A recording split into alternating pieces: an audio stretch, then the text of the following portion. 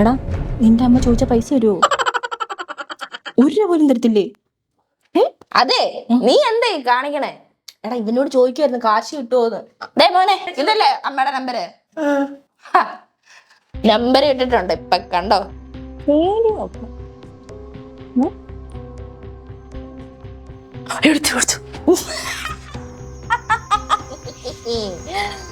ദേ നോക്ക്, നിങ്ങളുടെ മകനെ ഞങ്ങള് തട്ടിക്കൊണ്ട് വന്നേക്ക് മുതലാളി.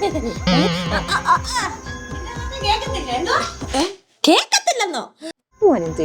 അൺമ്യൂട്ട് ചെയ്യേ, അൺമ്യൂട്ട് ചെയ്യേ. എന്റെ മോനെ എന്നും കൂടെ കേക്കത്തില്ല, എനിക്ക് കേക്കാൻ മേല. എന്തോന്നു മോനെ? മോനറിയാവോ എന്തുവാ അതെന്ന്?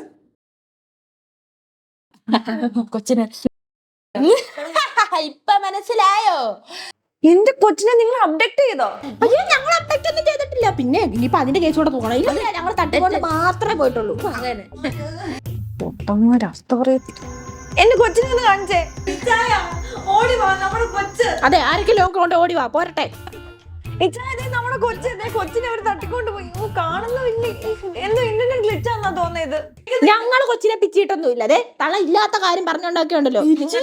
പിന്നെ അതെ, ചോറ് വരെ കൊടുത്തിട്ട് അതിനും കൂടെ ചേർത്ത് പൈസ തന്നോണം കേട്ടല്ലോ.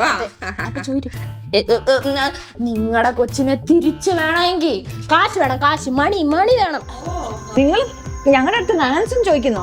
അതായത് ഞാൻ പോലീസിന്റെ അടുത്ത് പറയും. ഞങ്ങൾക്ക് റാൻസം ഒന്നും വേണ്ട, ഞങ്ങൾക്ക് ക്യാഷാ വേണ്ട, ക്യാഷ്. അത് തന്നെ, അതെ. റാൻസം എന്താ പൈസ അറിയാമത് പൊട്ടന്മാരെ ജികുമാര്. അയ്യോ, ഇതുങ്ങൾക്ക് മലയാളം ഒന്നും അറിയത്തില്ലെന്നാ തോന്നുന്നേ. 2 കോടി. ഓക്കെ, 2 കോടി. ചോറിന്റെ പൈസ വേറെ.